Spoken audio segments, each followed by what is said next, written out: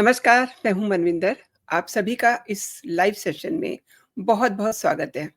उपराष्ट्रपति जगदीप धनखड़ जी ने एक बार नहीं, कई बार इस मुद्दे को उठाया है। कई अलग-अलग प्लेटफ़ॉर्म पर उन्होंने कहा है कि एक हाई कोर्ट के जज के घर से जले हुए नोटों का मिलना एक गंभीर मामला है। इससे न्यायपालिका की छवि खराब हुई है। और उनका ये भी कहना था कि जाँच तेज़ होनी चाहिए। जाँच से पता चलेगा कि मनी ट्रेल क्या है, इसका मकसद क्या था, इसके पीछे कौन से बड़े शार्क हैं, क्योंकि इसने न्यायपालिका को दूषित किया है। और वो ये भी चाहते थे कि सच्चाई सबके सामने आए, क्योंकि न्यायपालिका पर गलत असर पड़ा है। धनखड़ जी ने ये भी कहा कि जस्टिस वर्मा के घर में मिले अजले नोटों के तुरंत बाद एफआईआर होनी चाहिए थी।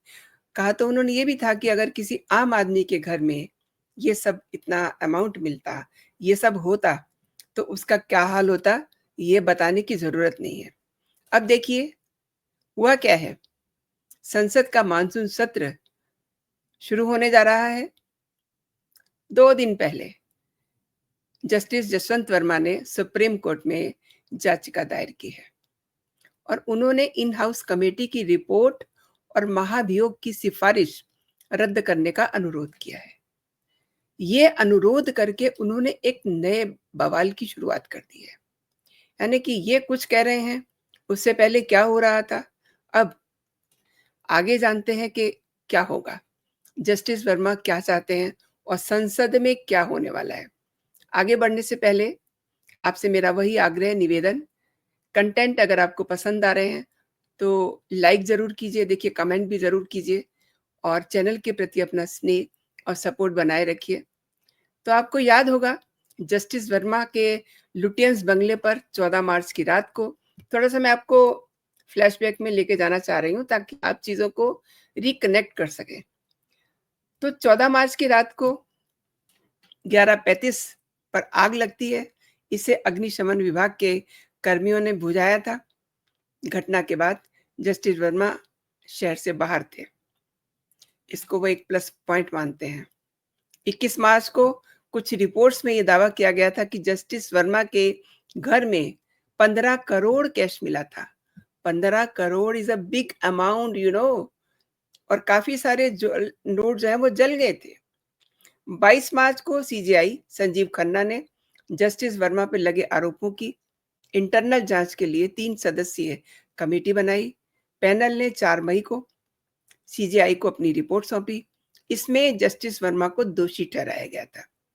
रिपोर्ट के आधार पर इन हाउस प्रोसीजर के तहत सीजेआई खन्ना ने सरकार से जस्टिस वर्मा को हटाने की सिफारिश की थी और जांच समिति में पंजाब और हरियाणा हाई कोर्ट के चीफ जस्टिस शील नागू, हिमाचल हाई कोर्ट के चीफ जस्टिस जीएस संधवालिया और कर्नाटक हाई कोर्ट की जज जस्टिस अनु शिवरामन शामिल थे। कैश केस की जांच कर रहे सुप्रीम कोर्ट के पैनल की रिपोर्ट 19 जून को सामने आती है। 64 पेज की इस रिपोर्ट में ये कहा गया है कि जस्टिस जसवंत वर्मा और उनके परिवार के सदस्यों का स्टोर रूम पर सीक्रेट या एक्टिव कंट्रोल था। तो इसका क्या मतलब हुआ कि ये सब उनके कंट्रोल में था। आगे मैं बताऊंगी कि ये मैं क्यों अंडरलाइन कर रही हूँ इसे। 10 दिनों तक चली इस जांच में 55 गवाहों से पूछताछ होती है और जस्टिस वर्मा के आधिकारिक आवास का दौरा किया गया था।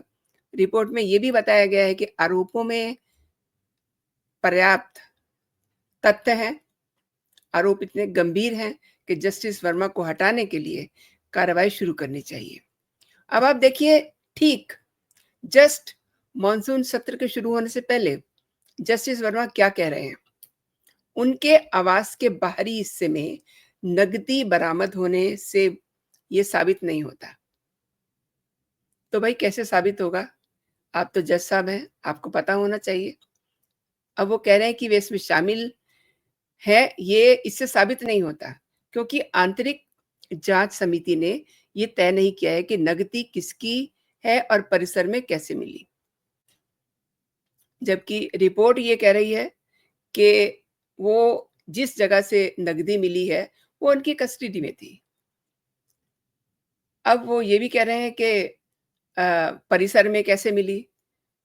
अब ये भी जजेस की मिलीभगत है, ये मैं नहीं कह रही हूँ।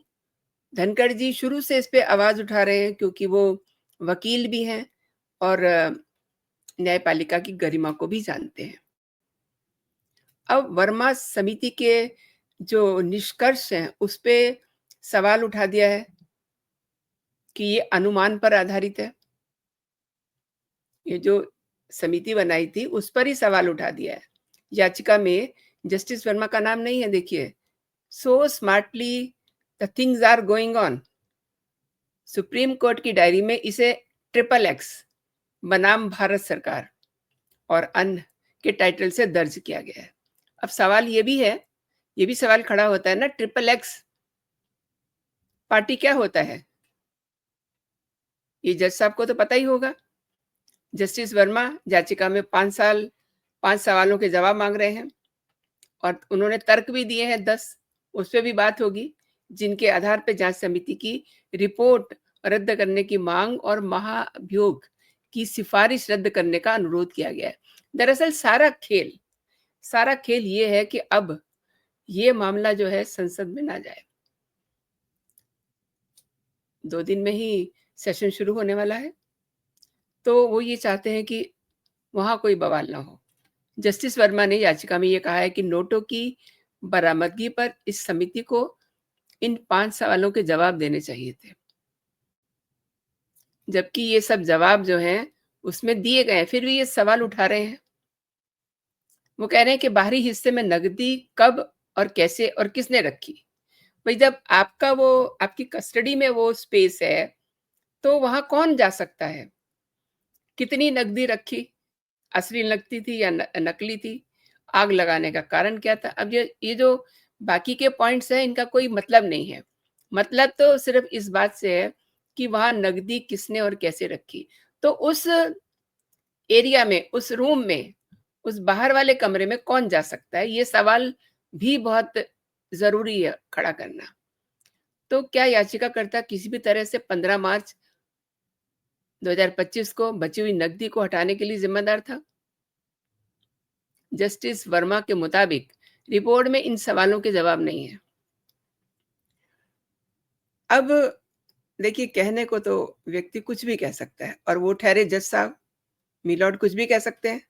अरे भाई, जब घर आपका है, चौकीदार आपका है, आपके घर में सीसीटीवी कैमरे हैं, तो ये सवाल तो आप खुद ही सुलझा सकते हैं कि घर में नकदी रखी गई है, घर में कैश को आग के हवाले किया गया है, जज साहब का घर है, वहाँ बाहर से आने-जाने वाले पर भी नज़र रखी जाती है।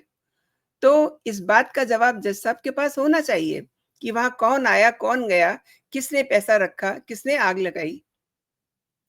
अब ज़रा उनके 10 तर्कों को भी देखते हैं कि वो क्या कह रहे हैं। उन्होंने बहुत स्मार्टली चीज़ों को प्रेज़ेंट किया है। वो कहते हैं कि राष्ट्रपति और प्रधानमंत्री को भेजी गई महाभियोग की सिफ़ारिश अनुच्छेद 124 और 218 का उल्लंघन है। अब ये सब चीज़ें तो देखिए तय होंगी कि किस चीज़ का उल्लंघन है और ये भी आगे वो कहते हैं दूसरे पॉइंट में कि 1999 की फुल कोर्ट बैठक में बनी इन हाउस प्रक्रिया सिर्फ प्रशासनिक व्यवस्था है, ना कि संवैधानिक या वैधानिक। इसे न्यायाधीश को पद से हटाने जैसे गंभीर निर्णय का आधार नहीं बनाया जा सकता। देखिए, मिलॉर्ड हैं, बहुत दूर की सोचते हैं, तो अब इन बातों पे क्या ही कहा जाए। वो आगे ये भी कहते हैं कि जांच समिति का गठन बिना औपचारिक शिकायत के सिर्फ अनुमानों और अप्रमाणित जानकारियों से किया गया है। इन हाउस प्रक्रिया के मूल उद्देश्य के ही खिलाफ है। ये जो रिपोर्ट है उसे वो बता रहे हैं कि ये इन हाउस प्रक्रिया के मूल उद्देश्य से ही खिलाफ है। 22 मार्च 2025 को एक प्रेस विज्ञप्ति में आरोपों का सार्वजनिक उल्लेख किया गया है। इससे मीडिया ट्रायल शुरू हो गया और उनकी प्रतिष्ठा को गहरा नुकसान हुआ। जज साहब अच्छे से जानते हैं कि जब कोई काम किया जाता है तब सोचा नहीं जाता है और बाद में फिर मान, मर्यादा, प्रतिष्ठा ये सारे शब्द जो हैं आगे रखे जाते हैं। खैर, आगे क्या कहते हैं वो भी देखते हैं। ना साक्ष्य दिखाए, ना आरोपों के खंडन करने का मौका दिया। मुख्य गवाहों से मेरी अनुपस्थिति में पूछताछ हुई। सीसीटीवी फुटेज को सबूत के तौर पे नहीं लिया गया। वो आगे कहते हैं कि समिति ने नकदी किसने रखी, वो असली थी या नहीं, आग कैसे लगी जैसे मूल प्रश्नों को अनदेखा किया गया। समिति की रिपोर्ट अनुमानों और पूर्व धारणाओं पर आधारित थी, न कि सिर्फ ठोस सबूत पर। यह गंभीर कदाचार सिद्ध करने के लिए अपर्याप्त है। जांच मिलने के कुछ ही घंटों में उस समय जो चीफ जस्टिस थे, उन्होंने इस्तीफा देने या महाभियोग का सामना करने की चेतावनी दी, पक्ष रखने का अवसर नहीं दिया। अब इतने दिनों के बाद इतनी सारी बातें याद आ रही हैं, तो कमाल तो लगता ही है। पिछले मामलों में न्यायाधीशों को व्यक्तिगत सुनवाई का मौका मिला था। इस मामले में परंपरा की अनदेखी हुई है और रिपोर्ट गोपनीय बनाए रखने के बजाय इसके अंश मीडिया में तोड़ मड़ोड़ के पेश किए गए, जिससे उनकी छवि खराब हुई है, जिसकी भरपाई नहीं हो पाएगी। अब देखिए, ये कुछ भी कहें, लेकिन सरकार ने अपना मूड क्लियर कर दिया है। अब इसे किरेन रिजिजू ने बिल्कुल साफ स्पष्ट कह दिया है कि संसद में महाभियोग प्रस्ताव जरूर आएगा। और उन्होंने कहा है कि लगभग सभी बड़े राजनीतिक दलों से उनकी बातचीत हो गई है, उनके वरिष्ठ नेताओं से बातचीत हो गई है, जिन पार्टियों के सिर्फ एक-एक सांसद हैं, उनसे तक से बात हुई है, ताकि संसद का यह रुख सर्वसम्मति वाला हो। तो बात सही है उनकी कि सबकी सहमति होनी चाहिए। और वहीं कानून मंत्री अर्जुन राम मेघवाल ने कहा है कि ये फैसला सरकार का नहीं है, बल्कि सांसदों का है। कांग्रेस नेता जयराम रमेश भी कह रहे हैं कि उनकी पार्टी के सांसद भी महाभियोग प्रस्ताव पर हस्ताक्षर करेंगे, यानी विपक्ष और सत्ता पक्ष दोनों संवैधानिक कार्रवाई के पक्ष में है। तो फिर ये जो बात उठ रही है, ये क्यों? कांग्रेस तो बल्कि 2 कदम आगे चल के कह रही है कि पूर्व सीजेआई ने लेटर लिख करके सांसदों को कदम उठाने को मजबूर किया है। जयराम रमेश ने कहा कि उस समय के मुख्य न्यायाधीश सीजेआई संजीव खन्ना ने राष्ट्रपति और प्रधानमंत्री को चिट्ठी भेज करके सांसदों को ये कदम उठाने को कहा। उन्होंने ये भी कहा कि ये प्रस्ताव महाभियोग नहीं, बल्कि 1968 के जजेस इंक्वायरी एक्ट के तहत जांच समिति गठित करने के लिए है। ये समिति जांच करके रिपोर्ट देगी और फिर संसद में कार्रवाई होगी।